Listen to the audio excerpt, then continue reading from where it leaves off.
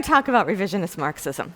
And today I'm going to kind of move you through the post-war years, through the 1950s and the 1960s, past Stalinism and into post-Stalinist Marxism, into what we call revisionist Marxism.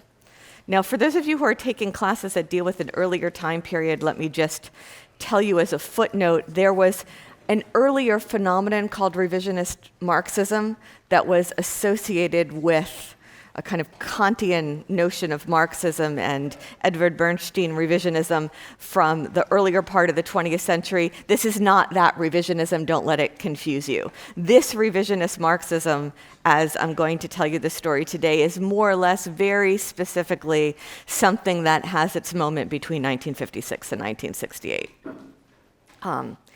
We're going to be continuing the theme that we started last week with Kozhev's reading of Hegel's master-slave dialectic, of a going back of these generations and a rereading of Hegel now through existentialist lenses. So we're going to kind of go back in various ways and reread Hegel through Heidegger and through Sartre. We're going to reread Marxist Hegelianism through existentialism. And so there are going to be various syntheses that come up from that.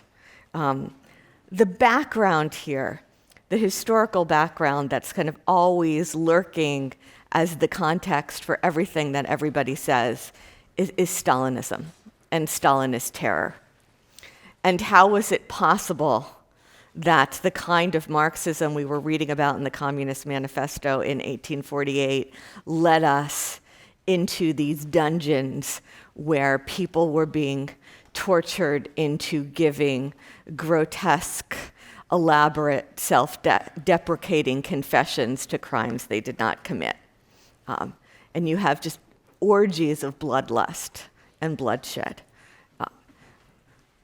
Stalinism kind of peaks in some sense in the Soviet Union in the mid-1930s, in particular in the infamous year 1937, but it's going to be replayed in Eastern Europe, in the countries that will become communist after the Second World War, in particular between 1948 and 1953. So the kinds of show trials, the performative show trials that you had in Moscow in the 1930s, you're now going to have performative show trials in Eastern Europe between 1948 and 1953. There are now some really good films, both feature films and documentaries about these show trials. So if you want to commune with Stalinist terror, I can recommend a few. There is the classic Interrogation with Krystyna Janda, which is a Polish film. There's a new documentary that just came out about the Slansky trial in Prague, based on the discovery of footage of the trial that we hadn't realized had survived. It was done by a French director, and it's fantastic. I can recommend that. There's a feature film about the Milano Horakova trial, so if you want to commune with that moment. The language of the trials was very fantastical, and in order to really understand that kind of terror, you need to kind of commune with that fantastical language. People would get up there and the judge would ask a question, and the prosecutor would ask a question like, in your infinite hatred for the glorious, peace-loving people of the beautiful Czechoslovak Socialist Republic, were there yet other ways in which you tried to sabotage their beautiful, peaceful future? And the defendant would answer, yes, in my infinite hatred for, and so the kind of suspension of reason that needed to occur in order to believe in the authenticity of those show trials is extreme. And that extremity, that absence of reason or the abdication of reason is going to underlie all of this philosophy. Because we're starting with a Marxism that was, in principle, all about reason and all about a scientific understanding of history and where it's going. And then you get this moment of terror that seems to involve the total suspension of any kind of reason whatsoever. And this is what's going to be grappled with. I didn't give you any really hardcore Stalinist text. If the Arthur Koestler's novel Darkness at Noon, based on the Bukharin trial, would be the classic one, again, if you want to commune with that. I did, though, last week give you a short chapter from a very new book that takes you into a 21st century version of that kind of terror. And that's a chapter from the young writer Stanislav Asayev's book, which came out in English last year with the title The Torture Camp on Paradise Street. And that, unfortunately, is a book that was written about something that happened very, very recently. Stas is a young writer. He's in his early 30s now. He was in his mid-20s when he was captured in Donbass in eastern Ukraine by a kind of combination of separatist and Russian soldiers, and for 2.5 years gruesomely tortured in this basement. He was released on a prisoner exchange, and then he wrote this book about his experiences, and he was a philosophy student before this happened. And so the book, it's an extraordinary book. It's also a book that is in dialogue with many of these people we read. And the French existentialists were especially important to him. And there's one scene that he describes drawing on Sartre's idea of the gaze of the other. And this is this passage I gave you. I'll read this to you here, and it will get us in the right realm of terror to talk about revisionist Marxism. So this is Stanislav Asayev. There were 10 of us or so, and the man at the door was the one who had confiscated all my writings a year earlier and read my fairly restrained and brief essays about isolation, that's the prison he's in which I discussed the psychology of the guards and the prisoners. Out of the 10 of us, which also included former Ukrainian servicemen that, by right, should have been the objects of these people's most intense hatred, he chose to address me alone. Asayev, he hollered, will I live to see the day when you are not here? Why did I, a journalist, annoy him in particular? For me, the answer was obvious. He could see himself reflected in my eyes. Having read my thoughts on the subject, he was presented with a portrait of himself every time we saw each other. Social mirroring was at play here in the sense that Jean-Paul Sartre described. A man discovers who he is through the experience of being seen by another.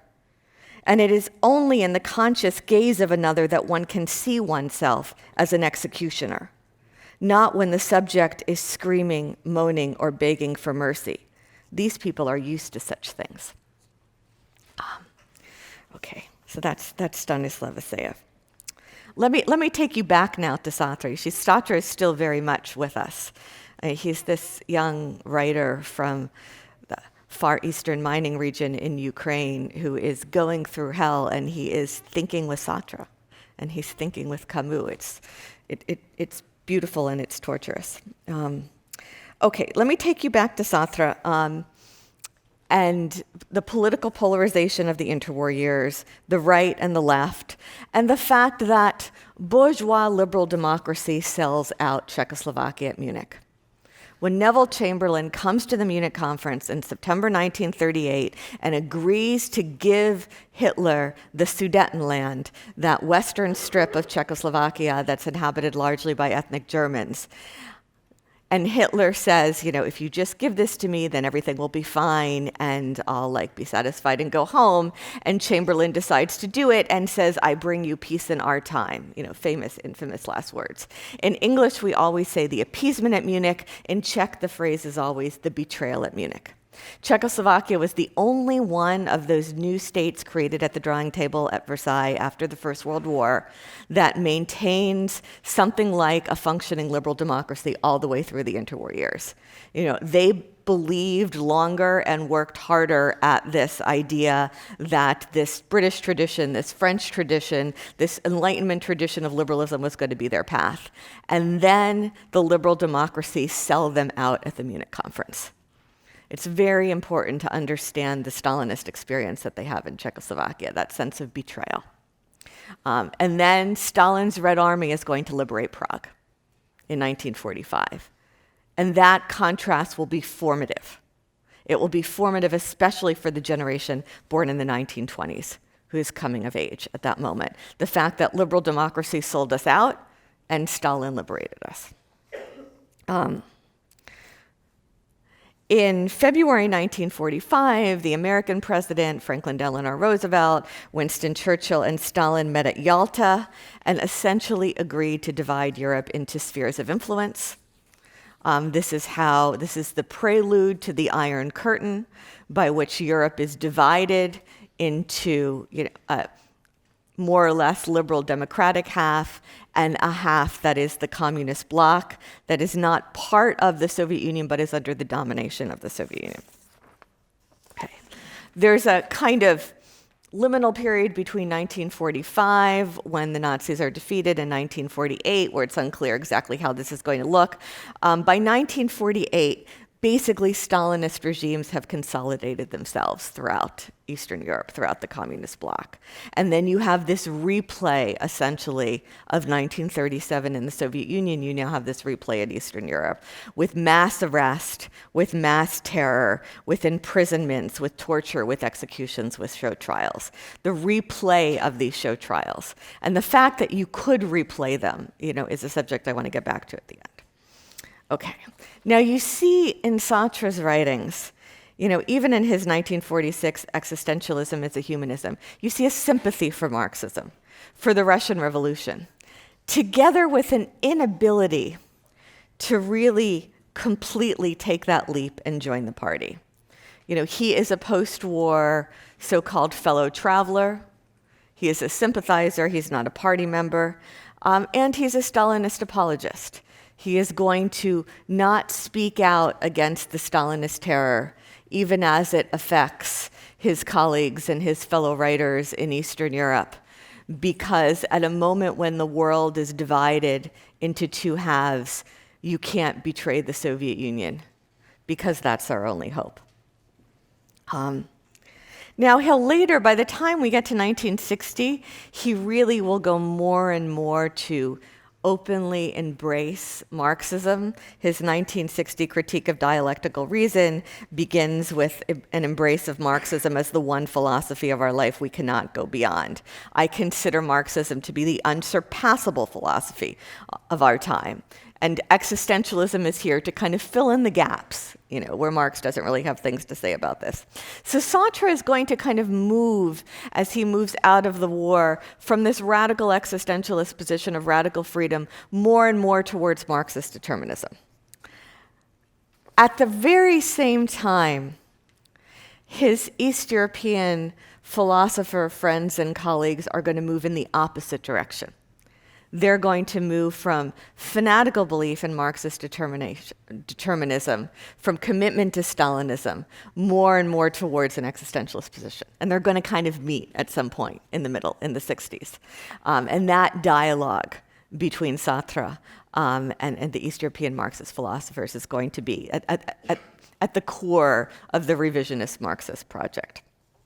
I should add, as a little bit of an aside, Georg Lukács, who we had read before, the great Hungarian Marxist philosopher, who illuminates the Hegelian essence somehow in Marxism better than any of the other Marxists I know. His history and class consciousness remains kind of classic. And when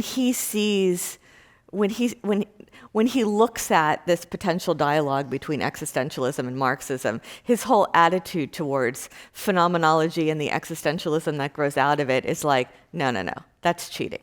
It's like philosophy is the problem of the bridge remains the problem in philosophy. And the deal is you either start with the object and you work your way back to the subject. And that's Marx.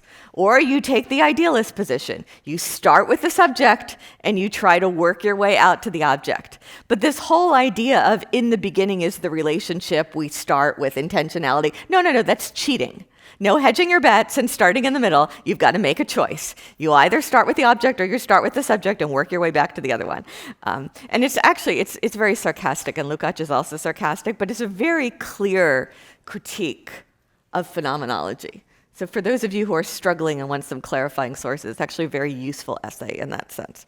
He's like, there's no third way. You've got to make a choice. It's a kind of Kierkegaardian either or.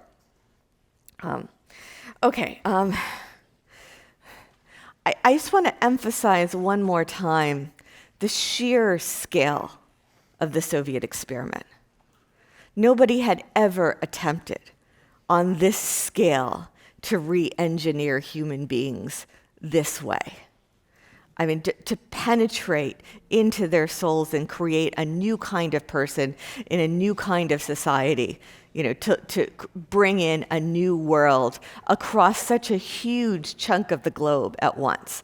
So the Soviet Union is a huge, huge country. And that kind of social engineering attempt, as I said, we're still, to this day, we have not yet grappled with the sheer scale of the experiment and the sheer scale of the failure, of the catastrophe. We're still in that space of trying to come to terms with what it meant and what its results were.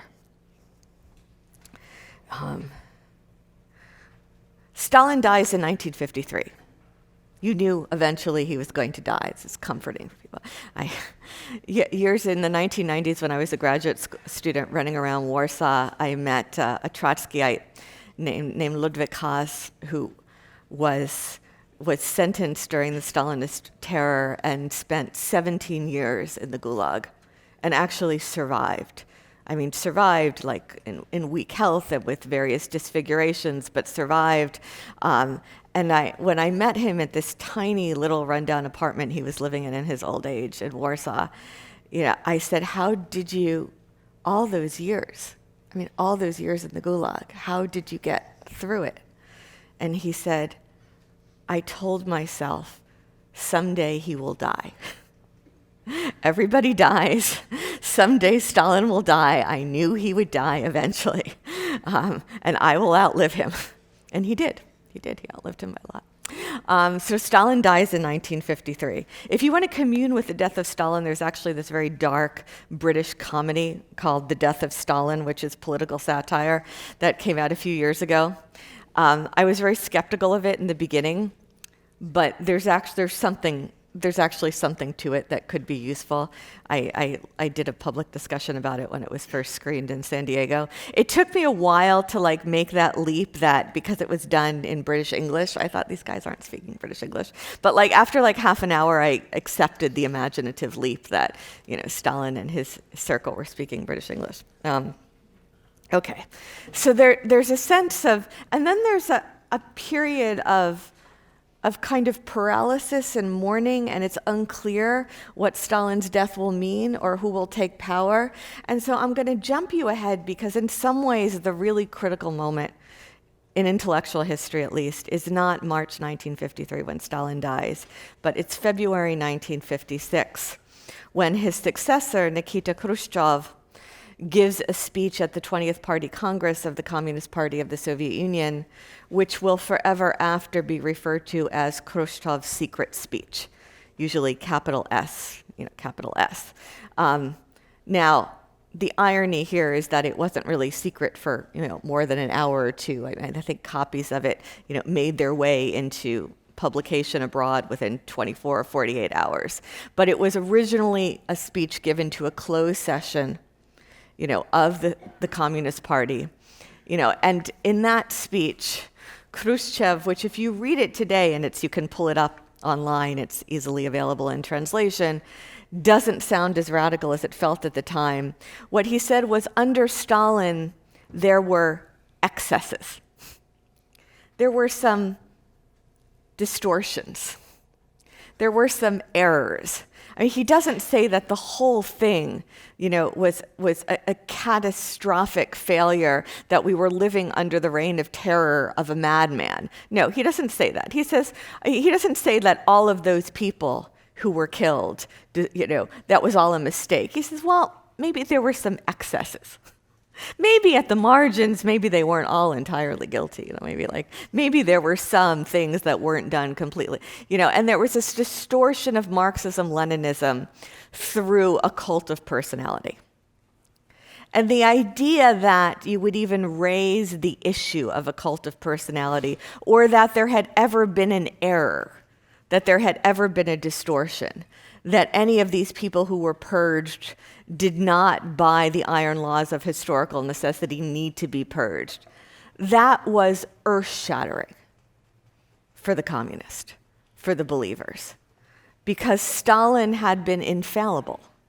And Stalin had been the embodiment of history with a capital H as it kind of came through human being. There's this moment in one of Slavoj Žižek's books where he describes the difference between Stalin and Hitler or some other fascist leader. And he says the whole difference between the Stalinist leader and the fascist leader can be discerned in a tiny but significant detail.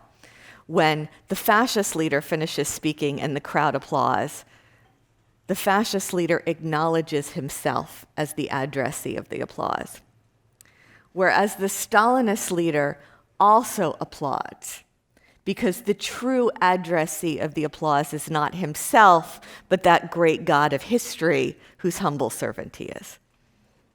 Stalin was the embodiment of history and its iron laws, and now he's going to become a fallible human being in Khrushchev's speech. And this was devastating. The Polish communist leader, Boleslav Bierut, who went there, died 10 days later. I mean, of a shock or a stroke, or people couldn't believe that such a thing could happen. Sartre is going to later describe it as electric shock therapy. And it leads to then rehabilitations of those who were purged. So people start coming out of prison. People who were executed start having the verdicts of their trials overturned. Now, of course, it's very debatable what rehabilitation means when it comes after the fact of someone's execution.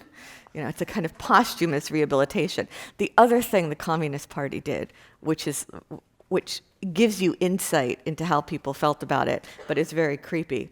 They would, as these rehabilitations began under Khrushchev, they would also restore posthumously somebody's Communist Party membership card. So the next of kin could have their executed husband or wife or child restored to good standing as a member of the Communist Party. And people were enormously grateful because that was everything. To be a communist was your all-encompassing identity. Okay. All right. So what happens afterwards? What happens afterwards is a rethinking of Marxism. And the short version of the complex process that I'm going to spend the next 25 minutes or so talking to you about is that, okay, you've got to put aside Stalin. It turns out that Stalinism was a distortion. It was an error. It was a kind of wrong path. It was a cult of personality that was in effect a deviation from what should have been authentic Marxism-Leninism. So you put aside Stalin. Well, what do? You go back to Lenin. At a certain point, you're going to start to get suspicious that maybe the roots of Stalinism were really already present in Lenin. So you put aside Lenin. You go back to Marx. And then you start thinking that maybe the problem with the Leninist reading of Marx was that there was too much focus on the later Marx, who seems very deterministic, and not enough appreciation for the writings of the earlier Marx, of the younger Marx, who seems more concerned with this problem of alienation and how it could be overcome through what the revisionist will call praxis, and I'll get to that in a few minutes. And then you go back and you reread Hegel. And then you go back and you reread Hegel through Heidegger and Sartre. That's the basic process. That's the basic methodology, of revisionist Marxism. You're kind of peeling off layers of an onion. But the idea is that if there was an error, if there was a distortion, if something went wrong, the answers must be in Marx himself. You don't throw the baby out with the bathwater. You go back and you read Marx again, and again, and again, and you read more carefully. And you read for the things you missed, and you read for the things you were insensitive to. But it's like a kind of, it's like a devout Christian rereading the Bible. Like if something went wrong, the answers must be in the text, and you keep going back to the text.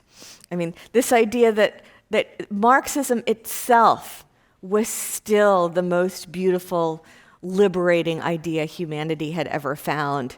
And so if something went wrong, then there was some kind of fault in the blueprint, but the answers are still there in the sacred text. And we're going to find them. And the short version of where we get to philosophically is that the revisionist Marxist philosophers, who are essentially former Stalinists rethinking their own understanding of Marxism, they're going to try to figure out where is that boundary between historical determinism and individual responsibility. All the questions they're asking are basically a variation on that.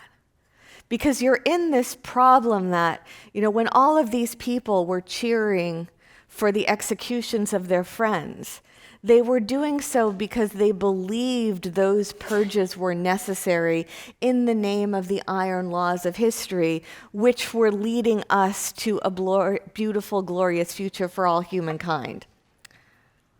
But if those iron laws of history were not so iron after all, if there were actually more space for human agency, well, then that means we have blood on our hands. So exactly how much space for human agency was there?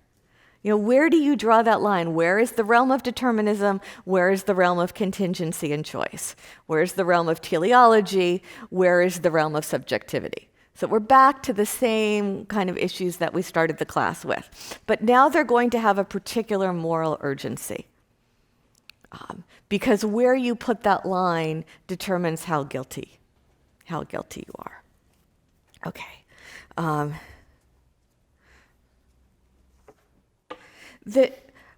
going to take you through a handful of thinkers who were revisionists.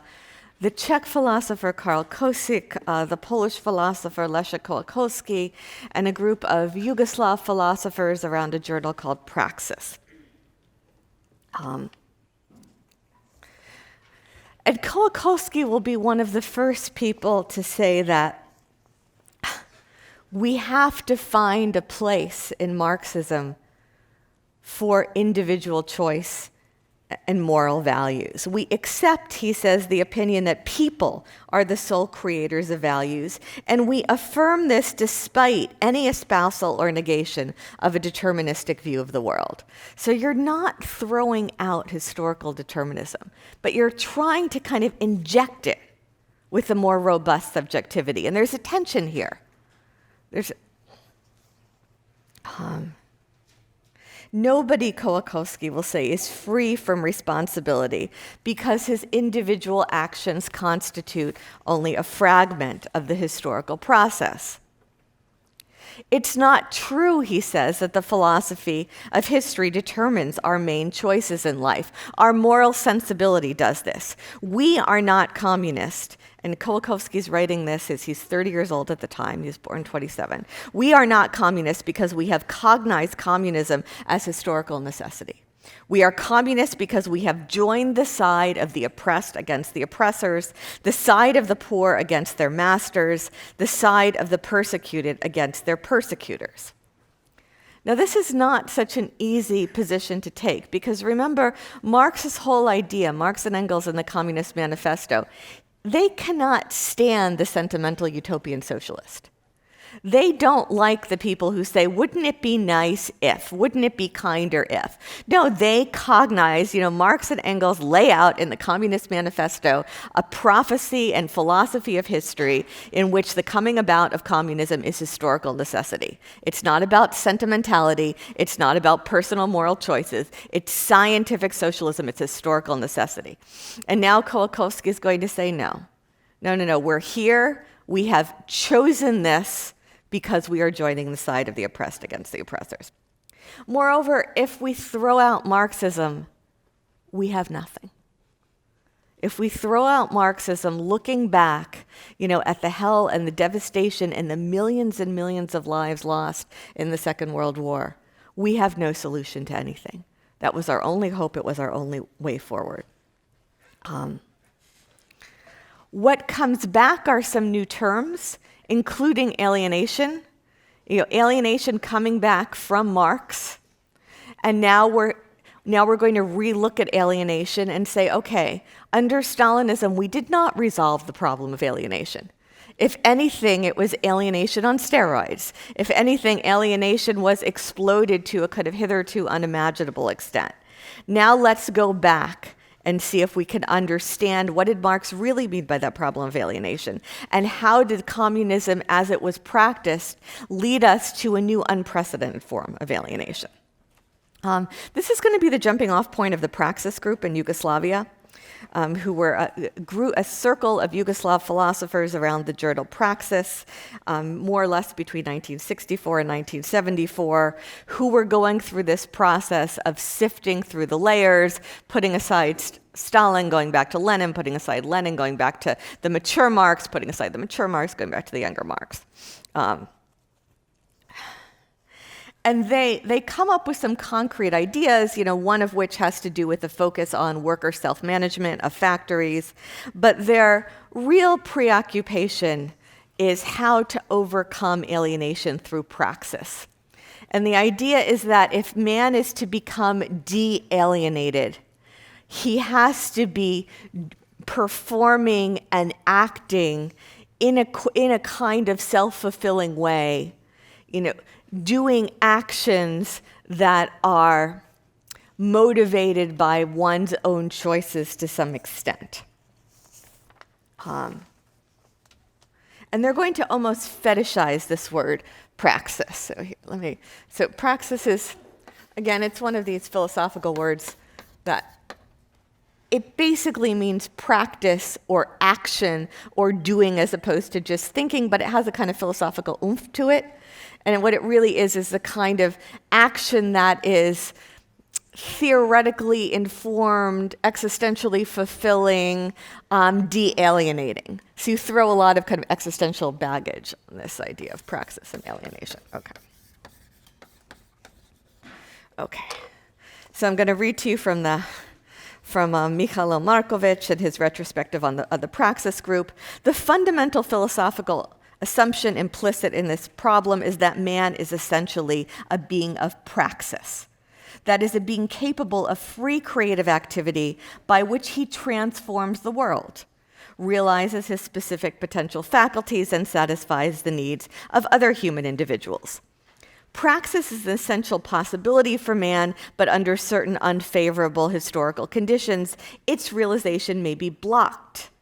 This discrepancy between an individual's actual existence and potential essence, that is, between what he is and what he might be, you see Sartre here, that for itself, the going beyond, that discrepancy is alienation.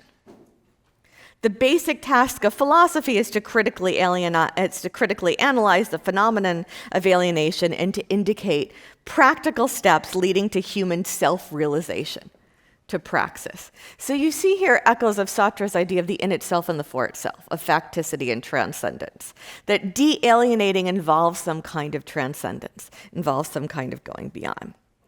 Okay, what they're going to call this overall, this wave of revisionism, is Marxist humanism.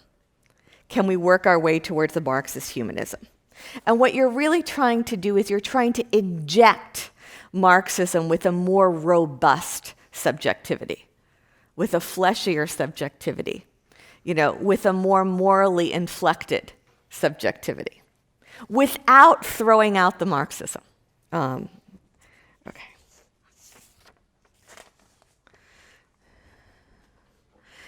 Man is a being of praxis. In order to live a de-alienated life, he must be transforming his reality.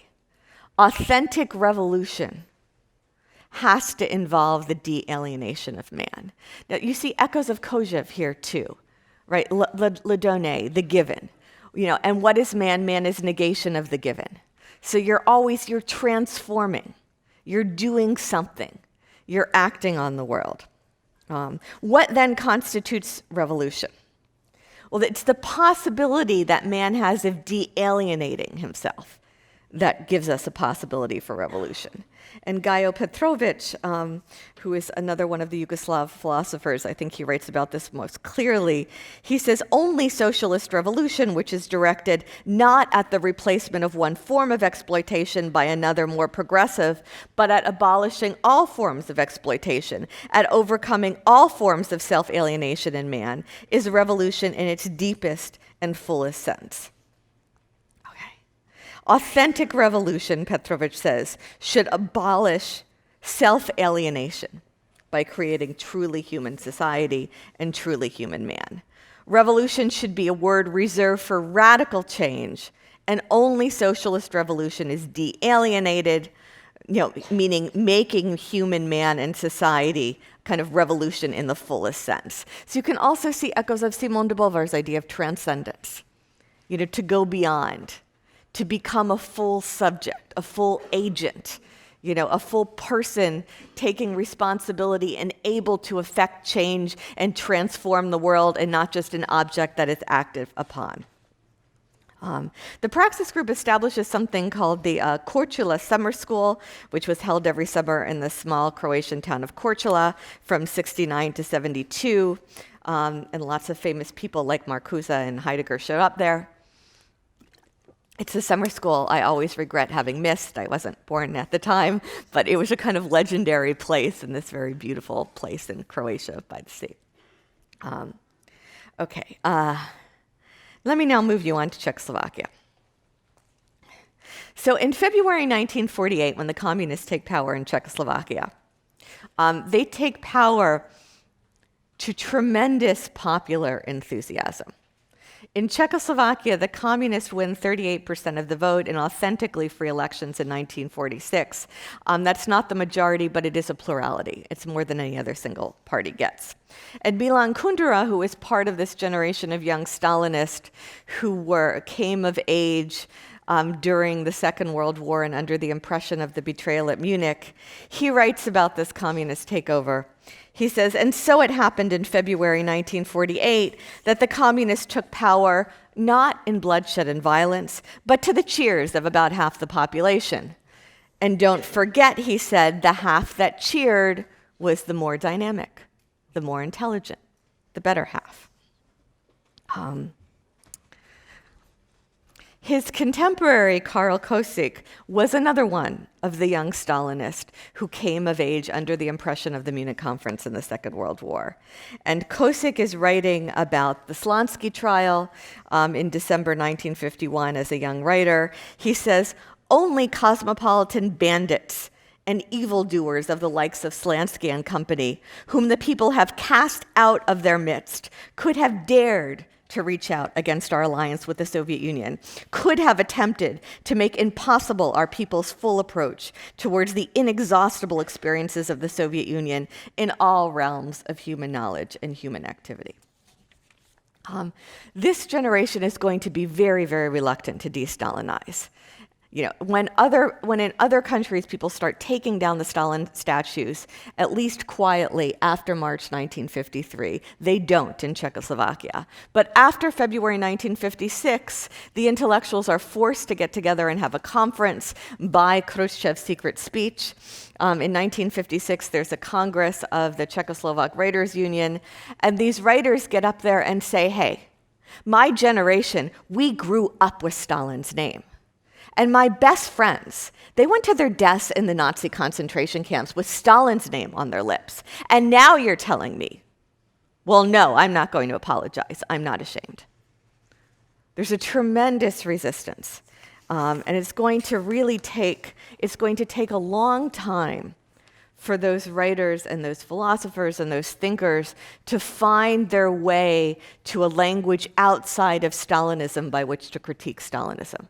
Because it turns out to be impossible to articulate a critique of Stalinism within Stalinist language, which was literally all they had. And they start by juxtaposing words with other words, and they draw on existentialism. They start taking language from Heidegger. They start taking language from Sartre, and they start They start taking things like class consciousness and juxtaposing it with conscience. They start taking things like the people as a singular collective and start replacing it with people as the plural of persons. They start talking about things like, they start putting aside the concrete and objective truths and talking about responsibility. And then a younger generation comes up by the early 60s and looks at these writers, who were born in the 20s and says, what kind of people were you that you just let your friends and colleagues go to these torture chambers and be hanged in the trials and cheered about it? What kind of people were you and what kind of people are you? And then the self-criticism starts. And then Ladislav Monachko, one of them, got up there and said, listen, all of us sitting here in this room, all of us at one time or another, as our friends were being arrested and purged, all of us sat here and shouted, stone them. Well, now we have to have a conversation about why that happened and why we did that and who we are. And Karl Kosek is going to become the most kind of philosophically articulate of that. And he is going to come up with, in some ways, the most robust version of revisionist Marxism, which is essentially based on a very intense rereading of Marx and Hegel through Heidegger. And this idea that we are always already thrown into history, and history has its own momentum, but we're also up to stuff and involved in it. So we are always already embedded in history, but it's an interactive model. So you're moving to an interactive model between the individual and history. He's searching for a space within for morality within Marxist dialectics. He's asking whether resolving the problem of economic relations really resolves all the problems of humankind. And he's asking about the moral consequences of historical determinism. And he says, from the moment when these historical deterministic factors with fatal unavoidability and an iron law steer history towards a certain goal, we are immediately in conflict with the issue. How is it possible to harmonize this inexorability with human endeavor and with the meaning of human activity in general? This antinomy between the laws of history and human history has not been resolved satisfactorily. That if we render ourselves mere objects of the iron laws of history, then we abdicate moral responsibility. And so, without dispensing with historical determinism entirely, we need to find a way to have an interactive model. And he goes back to this problem of the suspension of reason under Stalinism and the suspension of reason under the show trials. In 1967, he gives a talk at a writers' congress called Reason and Conscience, in which he tells the tale of a certain religious reformer who is obviously Jan Hus, who was burned at the stake in 1450, which his audience would have recognized. And he says he tells this tale of a certain religious reformer who is advised while he was in prison that should the ecclesiastical council come and visit him in prison and tell him that he only had one eye, he was obliged to admit and acknowledge that the council was correct, whatever they told him he should say. And the imprisoned man allegedly replied, he knew by his own reason that he had two eyes, and a denial of reason was a betrayal of conscience. This idea that a denial of reason was a betrayal of conscience became a way into examining the behavior of the show trials.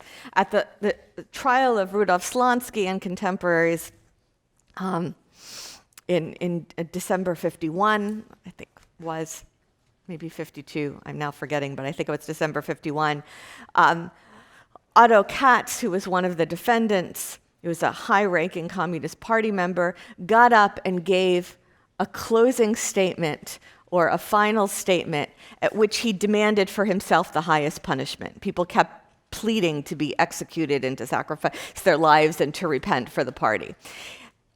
He gave a closing statement that was taken almost verbatim from Arthur Koestler's book, Darkness at Noon.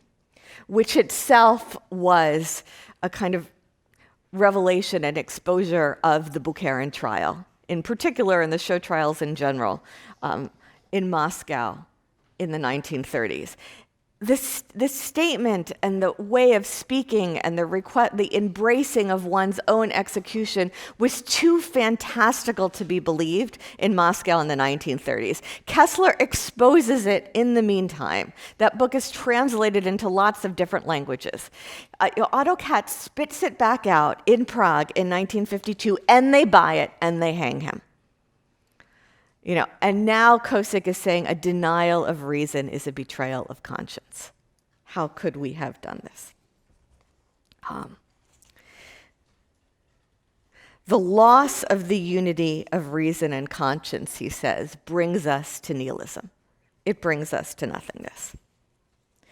And the devastating thing here about existentialism is that if then we were not mere objects of historical determinism, then we all have blood on our hands because we all cheered for these executions. Kosik's colleague Ludwig Watzelig gets up at that same conference and says, and addresses both his fellow writers and the Communist Party leadership who's in the room. And Watzelig says, listen, just for a moment, I want to speak to you all here as not as Communist Party officials, but as individual persons with thoughts and feelings. And I want to say to you now that if you were today to come to us, the writers, and ask us the question, can it be done? Can that beautiful Marxist dream be realized? Then I would have to answer with the utmost of goodwill and the highest civic virtue, I just don't know. And that admission of doubt in the iron laws of history became the most radical statement. Watzelig was immediately thrown out of the party. There's a famous scene where the Communist Party leader Novotny gets so furious that he tries to storm out of the room, but there's like a curtain that's kind of serving as a door, and he gets tangled in the curtain, which ruins his storming out moment. Okay. I only have 2 minutes left, so I want you to have this idea of revisionist Marxism, most importantly, tries to inject Marxist Hegelianism with a more robust subjectivity. It's obsessed with the question of the relationship between determinism and responsibility and where it draws that line. And it comes out with a Heideggerian philosophy of embeddedness. We are always already embedded in history. We don't act from a tabula rasa. We don't act in a frictionless world. We are shaped by history, but we're also doing the shaping. There's an interaction. It's an embedded model.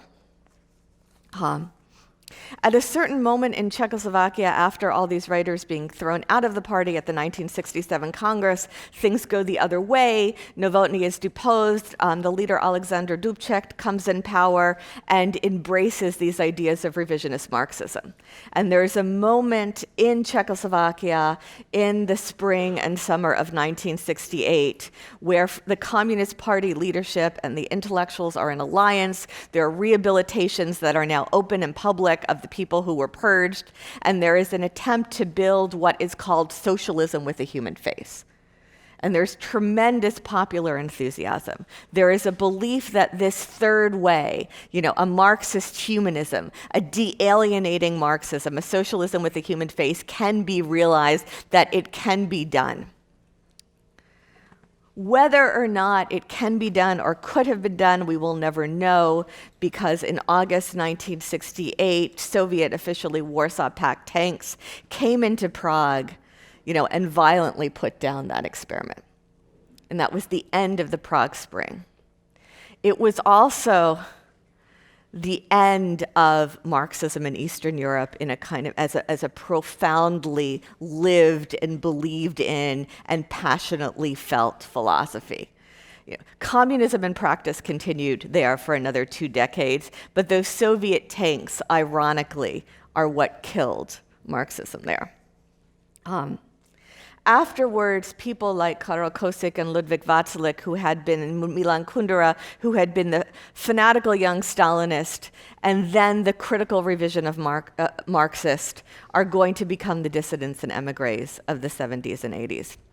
And I'll end by telling you one story. So Karol Kosik in 1975 was working on this very long manuscript, actually 2 manuscripts that went together on truth and on praxis. Now, this was before computers. They had no copy machines. He only had the one copy of his manuscripts. There were 1,000 pages of his manuscripts in which he had only one copy. And the secret police came and they searched his apartment and they confiscated the manuscripts. And Kosik was distraught. He didn't really care what happened to them, but at all costs, he wanted the manuscripts back. They represented years of work, and he only had that one copy. At a loss as to what to do, Kosik writes to Sartre,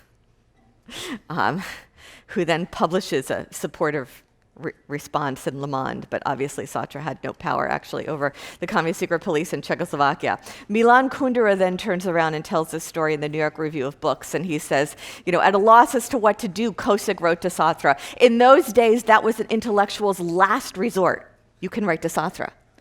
And Kundera says, and when Sartre died, there was no longer anyone to whom you could send such a letter. Okay, I'll see you on Wednesday.